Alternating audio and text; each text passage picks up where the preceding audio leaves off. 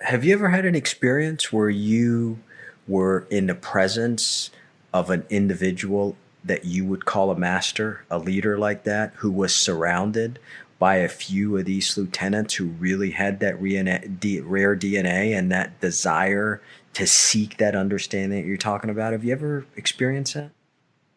That type of person is so rare to forget not be conditioned. Forget, we'll leave that alone. But to have the insight and the longing to cleanse himself of his conditioning, that DNA itself is extraordinarily rare.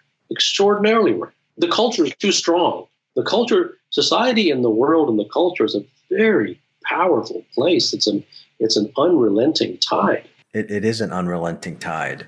If you're having a conversation with a group of leaders and they're asking you what your suggestion is to try to inject that type of thinking in at least their key people, what would you talk to them about? What key people? The key people is them. Who's more than themselves? I'm asking, how do I start to develop a culture that goes this deep, that has that level of commitment to understanding? You want direct truth? Yeah. You won't do it because this hasn't become part of your DNA. You will only be doing it secondhand. Therefore, you can only do it prescriptively no matter how hard you try. When will you recognize that it is part of somebody's DNA? Right now, we were talking about you. Mm-hmm. What can you see? Tell me. Let's stick to me. Right now, you would hear it from me, and then you would pass it on. And I'm saying that's not going to work. Mm-hmm. And believe me, a couple of weeks ago, that hit me between the eyes, and it connected with me. Right? Am I there yet? Of course not, but I'm getting it. You're getting it intellectually, but I don't think that's even worth talking about.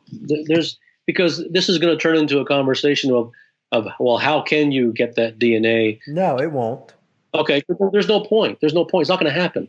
In fact, I recommend that no one talk about what I say to people that they know, because they're going to think it's so off the wall, that it's so antithetical and so against everything that they know, that they're going to discount it right at the beginning. So I tell people to stay quiet, much less do the opposite. So this idea of that you're going to now impart this to the people, it's not a question of your intelligence or your knowledge or your ability. It has nothing to do with that.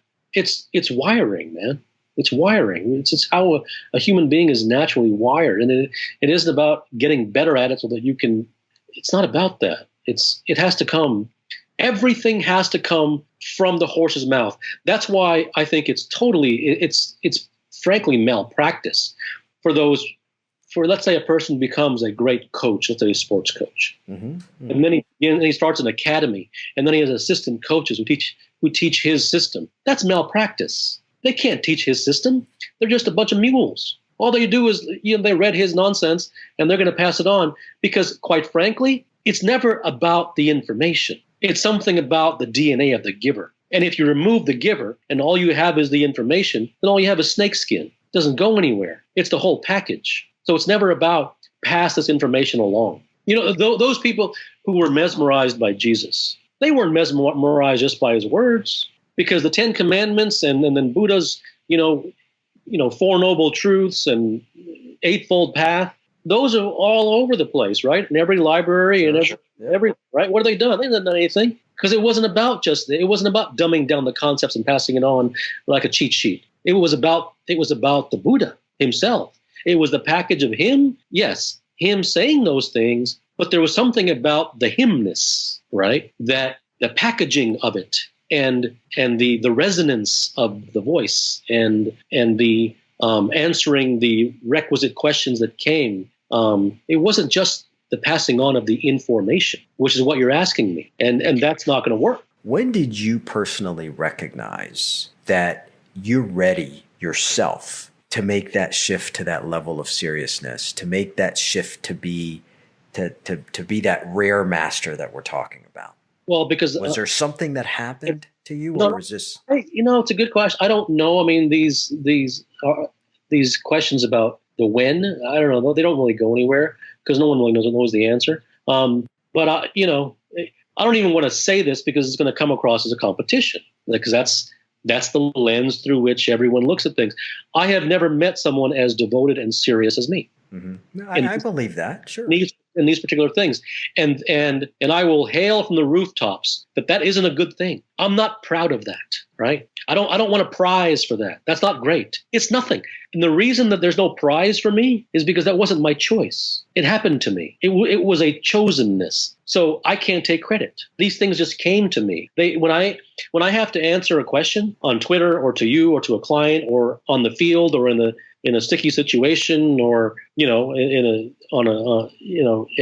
a critical part of the match, whatever it is, I don't go with my own knowledge. It just comes. If it didn't come, then I wouldn't be able to answer questions so rapidly. I'm just reciting. I'm not creating. But is it a heightened level of awareness that allows you to hear these messages or have these things come through you? It is a heightened level of devotion, seriousness, and sincerity. And any person, and I'm not the only one, there have been many people who have been sincere and devoted before me. And those people who were, it is all the same.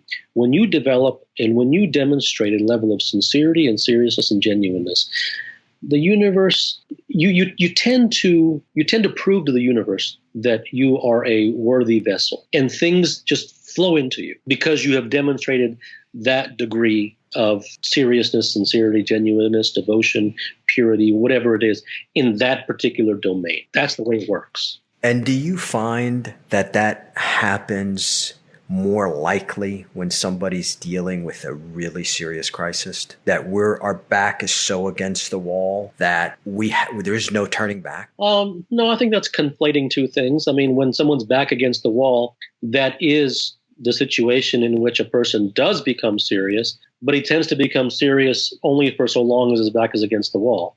And all the promises that he made that he won't ever do it again, once it's over, he will do it again. So this is much more of a long-term fundamental DNA seriousness as opposed to a situational one. Mm-hmm. All right, so two more things for you, and we'll just stick on this for a moment.